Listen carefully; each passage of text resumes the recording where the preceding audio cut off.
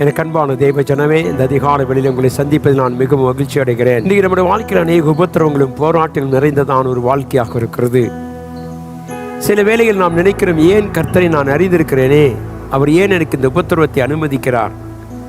அருமையான தேவப்பிள்ளை, உபத்திரவம் தான் நம்முடைய வாழ்க்கையில விசுவாசத்தை பெருக செய்கிறது, நம்பிக்கையை கொடுக்கிறது.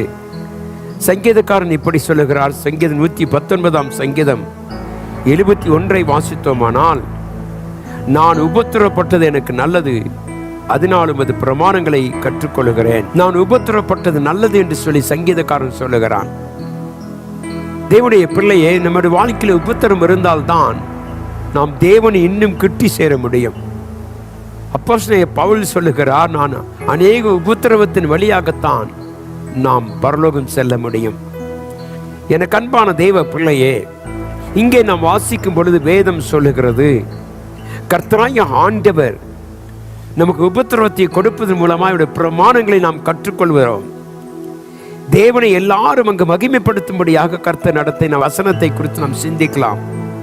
அப்போஸ்தலர் 4:21 வாசித்தோமானால், நாங்கள் நடந்த சங்கதிகளை குறித்து எல்லாரும் தேவனை மகிமைப்படுத்தினபடினால் ஜனங்களுக்கு பயந்து அவர்களை தண்டிக்க வகையொன்றில்லாமல் அவர்களை பயமுறுத்தி விட்டு விட்டார்கள். இந்த சம்பவம், ஒரு முடவன் அவனை கர்த்தருடைய ஆவியினால் எழுப்பின பொழுது அந்த அற்புதத்தை கண்டு ஜனங்கள் பயந்தார்கள், தேவனை மகிமைப்படுத்தினால். காரணம் என்ன? தேவன் செய்த அற்புதத்தின் மூலமாக உபத்திரவங்கள் வரும் பொழுது நாம் தேவனுக்குள் நெருங்கி இருக்கிறோம். தேவனுக்குள் நெருங்கும் பொழுது அபிஷேகத்தை கர்த்தர் நமக்கு தருகிறார்.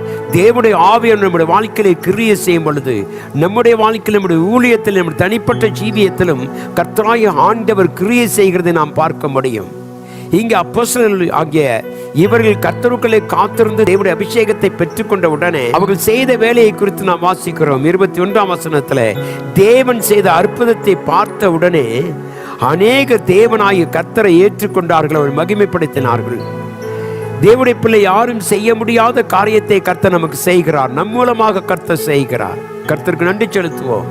நீ அவரை விசுவாசித்து அவரை ஏற்றுக்கொண்டால் அவர் உன்னை ஆசீர்வதிக்க விரும்புகிறார். இதற்கெல்லாம் காரணம் என்ன? தேவனுடைய பிரமாணங்களை நாம் வாசிக்கும் பொழுது, தேவனுடைய வார்த்தைகளை நாம் வாசிக்கும் பொழுது, தேவனோடு நாம் நெருங்கி இருக்கும் பொழுது நமக்குள்ளே கர்த்தராகிய ஆண்டவர் ஒரு விசுவாசத்தை கட்டளையிடுகிறார், நம்பிக்கையை கட்டளையிடுகிறார். தேவனுடைய பிள்ளை, சிந்தித்து பாருங்கள், கர்த்தர் மேல் வைத்திருக்கிற விசுவாசம் அற்புத அடையாளங்களை நடத்தும். யோசித்து பார்த்தோமானால், அப்போஸ்தலர் காலத்திலே பேதுரு பிரசங்கித்த பொழுது 3000 பேர் ரட்சிக்கப்பட்டார்கள், 5000 பேர் ரட்சிக்கப்பட்டார்கள். ஏனென்றால் விசுவாசத்தின் வார்த்தைகள் எங்கே இருக்கிறதோ அங்கு கர்த்தர் கிரியை செய்கிறார். எனக்கு அன்பான தெய்வப்பிள்ளை, உபத்திரப்படுவது நல்லது. ஏனென்றால் நாம் தேவனுடைய பிரமாணங்களை கற்றுக்கொண்டு அவருக்குள்ளே உள்ளான அனுபவத்திலே முன்னேறி போகும் பொழுது நம் மூலமாக செய்கிற அற்புத அடையாளங்கள் தேவனுடைய நாமத்தை மகிமைப்படுத்தும். இந்த காலவெளியில் தேவனுடைய பிள்ளை, இந்த பிரமாணங்களை நீ கற்றிருக்கிறாயா? உபத்திரவத்தை கண்டு கலங்காது. ஏனென்றால் உபத்திரப்பட உனக்கு கர்த்தர் பலனை கொடுக்க அவர் விரும்புகிறார். ஆகவே சொல்லுவோம், கர்த்தாவே, நாங்கள் உபத்திரப்பட்டது நல்லது, ஏனென்றால் உங்களுடைய பிரமாணங்களை கற்றுக்கொள்ளுகிறோம். உங்களுடைய பிரமாணங்களை எங்கள் கற்றுக்கொள்ளும் பொழுது எங்களுடைய உள்ளத்திலே மிக ஆழமான விசுவாசம் எழுகிறபடியினாலே நானும் நீங்களும் கர்த்தரை ஆராதிக்க கர்த்தர் உதவி செய்கிறார். அருமையான பிள்ளை, விசுவாசத்தை கனப்படுத்துகிற தேவன் அவருடைய வார்த்தையின் மூலமாய் நம்மை கர்த்தர் கனப்படுத்துகிறார்.